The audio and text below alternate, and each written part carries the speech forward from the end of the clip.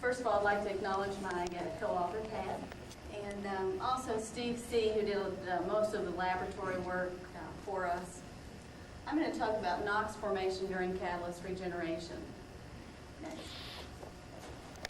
Before we really get started, I'd like to just do an overview of the reactor regenerator system in the FCC, which kind of explains our motivation for doing this project.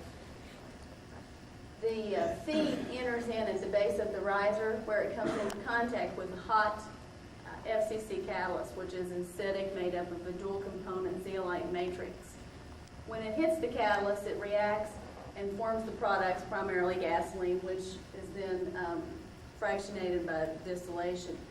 However, during this reaction, which only lasts about 2 seconds, the catalyst is quickly deactivated because of the hydrocarbons that are laid on the surface, and needs to be recycled then back into the regenerator, and then this just goes on continuously. In the regenerator, the catalyst is hit with air under controlled combustion conditions where the hydrocarbons are removed. Also, though, during this process is when we have NOx and SOx formation because of the contaminations from the feed. This just gives us a typical heavy feedstock which is used. You can see it's heavy by looking at the metal contaminations. Nickel, vanadium, and iron. Sodium are kind of high. And these lay down on the catalyst, and these are not removed. These are permanent contaminations. This is where we get the sulfur and the nitrogen that's deposited on the surface. These are removed during the oxidation. If you'll notice in the feed, we have both total and basic nitrogen with primarily neutral nitrogen compounds. So in the regenerator, we really have several different types of nitrogen compounds that can be released. Primarily, of course, there's dinitrogen, there's some small amounts of ammonia, and then nitrogen oxides. If you look at the nitrogen oxides, primarily we get nitric oxide released with some small amounts of nitrous oxide and then some nitrogen dioxide. For the purpose of this presentation, I'm going to talk primarily about nitric oxide and maybe a little bit about nitrogen dioxide. As I said before, in the FCC unit is a continuous process. So in the regenerator, we have particles that are in all different stages of the burn. So when the particles enter into the regenerator, they may have as much as 1% carbon, and then they are distributed then going down to approximately 0.1 to 0.05% carbon. So when we look at the NOx that is formed from the regenerator, we're actually looking at a given instant in time, the amount of NOx that is formed from every single particle in the regenerator. Therefore, that's kind of hard to relate then back to the laboratory, which is a batch process. So the way that we look at this to define this as equivalent is in the batch process, we look at it on a summation. So in order to determine the amount of NOx that's produced in the lab, we look at this on a cumulative basis from time 0, which is the time that air is first introduced into the batch reactor, until the end of the burn. And then these two can be looked at as equivalent. So if you think about in the lab, we're really looking at like one particle going through the regenerator from beginning to the end.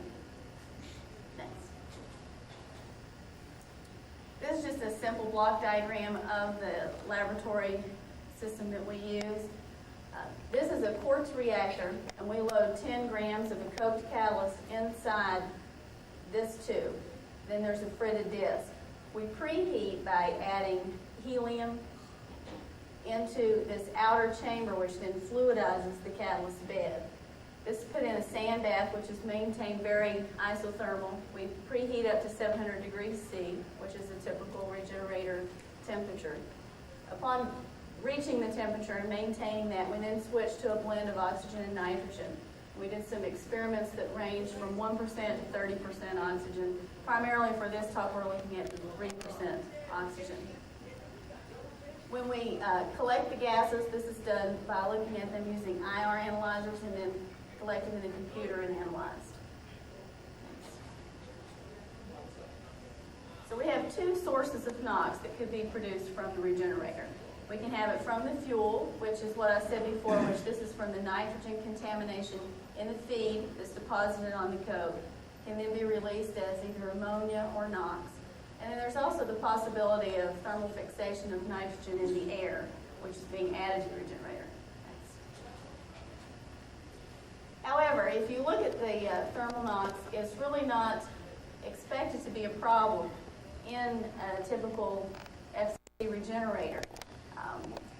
Typically, an FCC regenerator is around 1300, 1325 degrees F, which is 700 degrees C, and controlled conditions, which means under low oxygen levels. Therefore, we don't see much NO produced because of that. If we get into higher temperatures or increased oxygen content, then we would expect to see some thermal NOx. However, we did do some laboratory work in order to just determine, could we see this in the lab? And what we did was we took a commercial catalyst that had been regenerated, and we coated this with a nitrogen-free isobutylene, and then burned that in the laboratory system and monitored for NO or NOx, and we did not see any. So we wanted to look primarily at the fuel NOx. In order to do this, we looked at commercial catalysts that were spent from the unit. We also looked at some samples that had been prepared from some process units in the research department, which use larger quantities of catalyst, as well as doping some feed with nitrogen compounds, both neutral and basic, in order to get a good distribution of both basic and neutral nitrogen compounds on the catalyst, as well as a large range of nitrogen content. These were then tested through our laboratory system, and we looked at nitrogen on the catalyst before and after. Next. This just shows the feed basic nitrogen, and then versus the catalyst nitrogen. And this just shows the amount of the feed basic nitrogen that actually ended up on the catalyst surface. We looked at the total nitrogen in the feed versus this and did not get a very good correlation. This isn't that surprising since the catalyst is acidic, and we would expect for the basic molecules to interact more readily with the acid sites. So we have a fairly good correlation. However, there is quite a bit of scatter. This is primarily due to some other influences, such as molecular size or boiling point of the nitrogen compounds.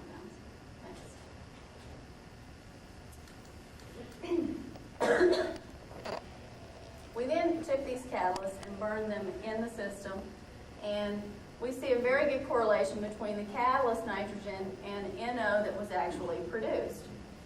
But if you'll look at this, one of the things that was most surprising from this study is the low amounts of nitrogen production that we saw. What we're accounting for is only approximately 10% of the catalyst nitrogen is being released from the laboratory system as NO. So we went back and looked at a typical regeneration profile from the lab. And what we have here is, this is just the time scale. This is from time 0, which is when the air is first added into the laboratory system, and to the end of the burn. And you just see these are the products that are coming off, CO and CO2. And it was somewhat surprising that the NO was not being formed until the end of CO and CO2 production, or until oxygen breakthrough. And since we were only counting for about 10% of the nitrogen on the catalyst, we needed to see, first of all, what was going on during this phase of the burn, or when was the nitrogen actually being removed from the catalyst. So we did a series of quenching studies in which, during this burn, we would load the catalyst into the system and then stop the reaction after about 200 seconds. This full scale is about 2,000 seconds. And then we would pull the catalyst from the reactor and then analyze it for carbon and nitrogen, and then calculate the amount of NO that was produced based upon the IR analyzers. And what we see from this is that actually the nitrogen, most of the nitrogen is being removed from the catalyst before we're even seeing any NOx emissions in the lab. Now, we did some work to try to figure out then where was the nitrogen on the catalyst going, what was being formed. So we looked for other organic nitrogen compounds. We did not see any. We looked for ammonia, and we detected around 0.2, 0.3 ppm.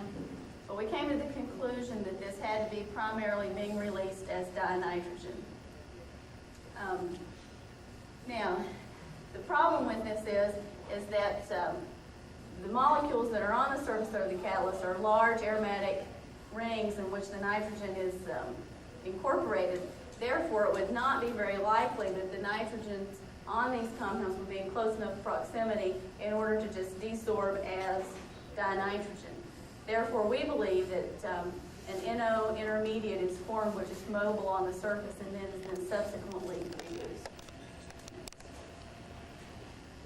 Now, there are three possible reactions that are thermodynamically favored underneath the typical FCC regenerator conditions. Direct decomposition and then possible reduction with either carbon or carbon monoxide. Now, even though direct decomposition is thermodynamically favorable, it's kinetically difficult, and we did not see any of this in the lab. We do not expect that this occurs in the regenerator. However, we do see some reduction with carbon. And the way that we looked at this was that we took a catalyst that was coked from the commercial unit. We then put that into the reactor and flowed a gas of 148 ppm NO in helium and then monitored for NO reduction. And what we found was that there was 100% reduction of NO with carbon for a period of 16 hours. We stopped the run after 16 hours. So then the next question came as, what is the effect of the metals on the catalyst? How are they affecting this reaction? And so we went back and did some work where we looked at samples with and without metals. Next. And we looked at primarily nickel, vanadium, and iron, because these are the ones that were primarily contaminations, as I showed before, in the feed. And then we also looked at this without metals.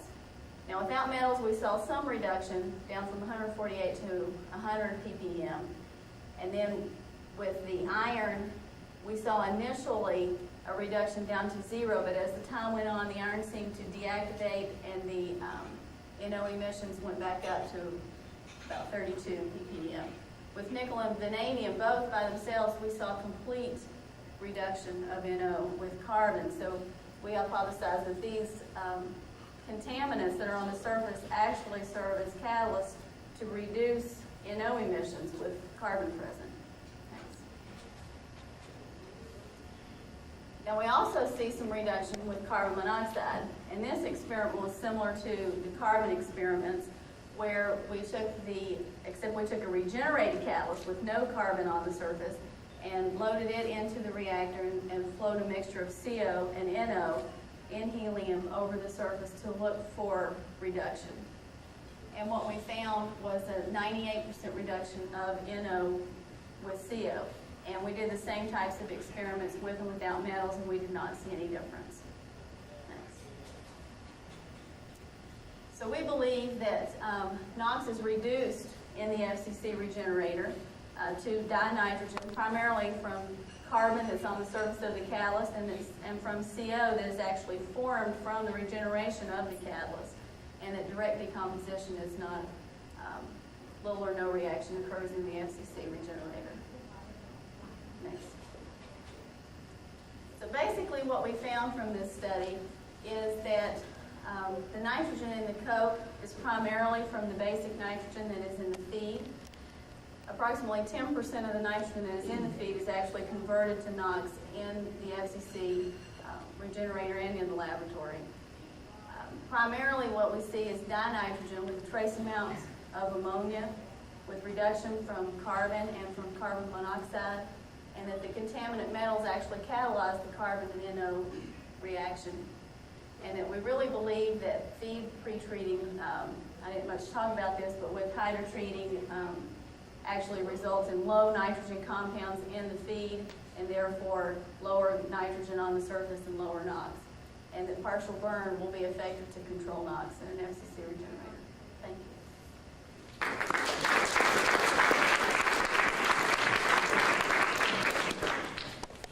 Questions? Any questions about NOx? First. In the commercial plant, Yes. do you follow the nitrogen coming out, and does it agree with being into?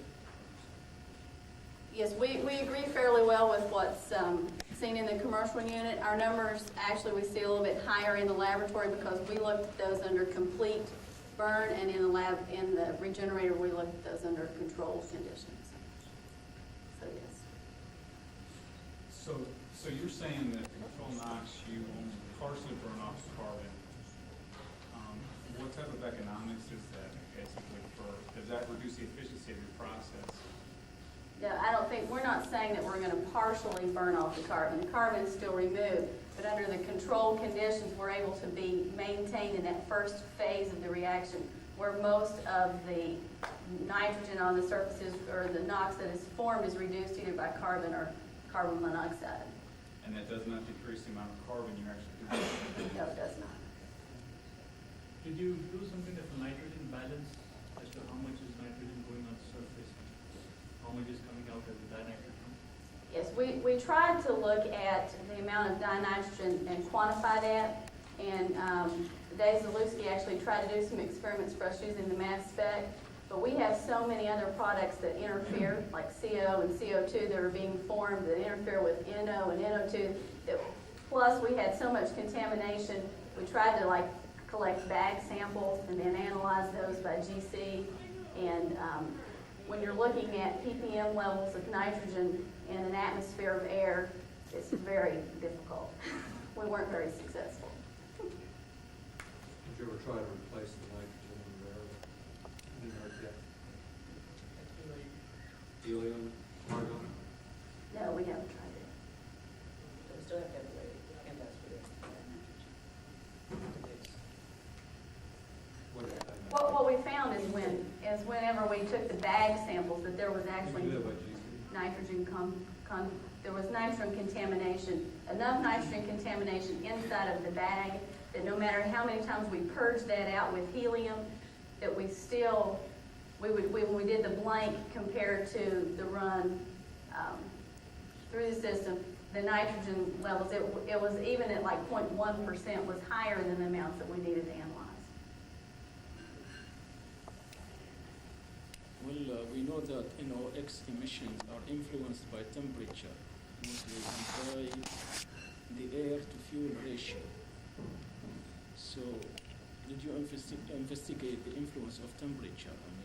Yeah, we did some temperature studies where we looked at approximately about 550 to 600 degrees C, up to about 750 to 800 C.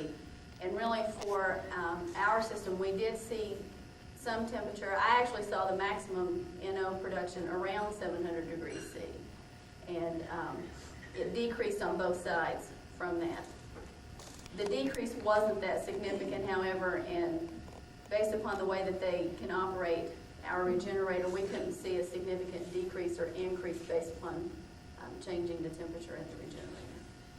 Sorry, I didn't get the point. You said that the NOx emissions from the air is not significant compared with the nitrogen from the feed? Did you say Right, that? that's from thermal fixation of nitrogen that's in the air during the combustion process in the FCC regenerator. The air that they add, we do not believe that any NOx is formed from thermal fixation of nitrogen that's in the air that they're adding in an FCC regenerator because the temperature is very low. If I understand what you said correctly, the reason that you're getting the NOx towards the end is that all of the coke has been burned off, so there's no CO to Right. form material. Now, In an operating regenerator, then, since it's operating continuously and there's a continuous influx of coke catalyst, there would always be CO around, presumably. So one should never get any NOx leaving the regenerator. Is that correct? Well, I think we get some NOx. Actually, the amount of NOx we get from the generator is lower than what we see in the lab.